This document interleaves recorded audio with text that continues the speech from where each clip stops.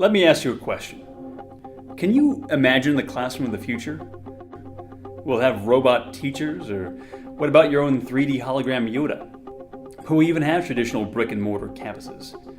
Will most folks get their degrees kind of like this?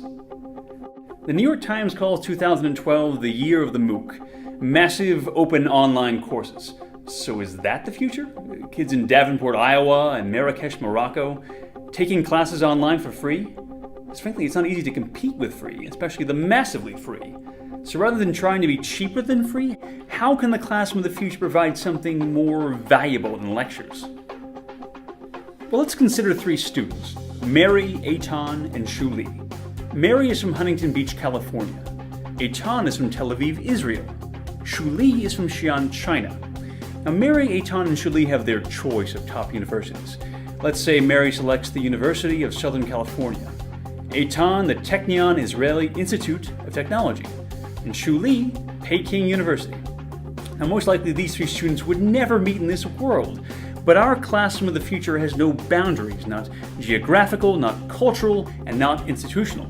So imagine for a moment, Mary walks into her 7 a.m. class in Los Angeles. She says shalom to Eitan, who just entered his 5 p.m. class in Haifa. They both say ni hao to Shuli and her 10 p.m. class in Beijing. All of them linked by 3 giant video screens, laptop displays, and social media. We could even add more campuses, more screens. Let's stick to 3 for right now. This isn't your normal distance learning class. It's no distance learning. Inverted, interactive, and international. For example, one possible class project might be how to design a global toaster. Here's how it works.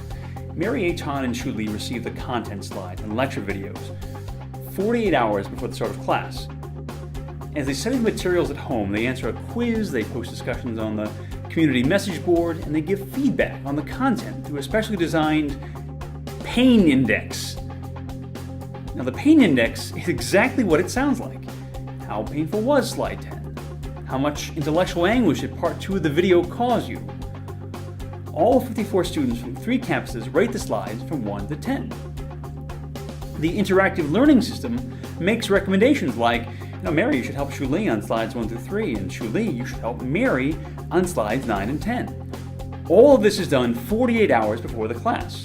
Now, 24 hours before class, all of that feedback is aggregated for the professor.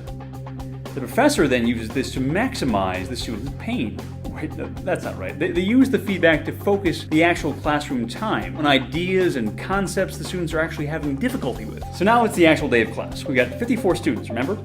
3 campuses, 18 students each. They're all interacting simultaneously through immersive video and audio. And Mary, Eitan, and Shuli are all on the red team. There's 6 people on the red team. They always sit in the same spots. They always display their name cards on red posters. Now this is where the magic really happens. Let's say Mary, Eitan, and Shuli are discussing toasters. The lecture slides before the class provided lots of content, but now the students can acquire the context. Suddenly it's like bursts of global insight. Each of the 3 understands the rituals, the native foods, the relative psychology around something as simple as a toaster. Thomas L. Friedman likes to say the world is flat. But what if this classroom makes the world of learning flat? Think about that for a second. Can you imagine Eitan in a classroom with students from Egypt, Iran, Syria? What about Mary in a classroom with students from North Korea or Cuba? Now, this classroom of the future is not instant world peace. It's not the dawning of the age of Aquarius. But it's a heck of a good down payment. And best of all, this is not the classroom of the future. This is the classroom of the present. And we call it iPodia. iPodia began at the USC Viterbi School of Engineering in 2009. And then, in 2012, USC launched the iPodia Alliance, which now includes universities across 4 continents, including the first of its kind classroom between China and Taiwan. The idea here is that what students learn depends on with whom they learn. So why not learn from the very best peers from all corners of the earth? iPodia has a slogan: learning together for a better world. That is our value proposition. Consider Mary, Eitan, and Shuli for a moment. For them, global learning is no longer a privilege of the few, but a right of the many. Can't say the same thing about personalized Yoda holograms, at least not yet.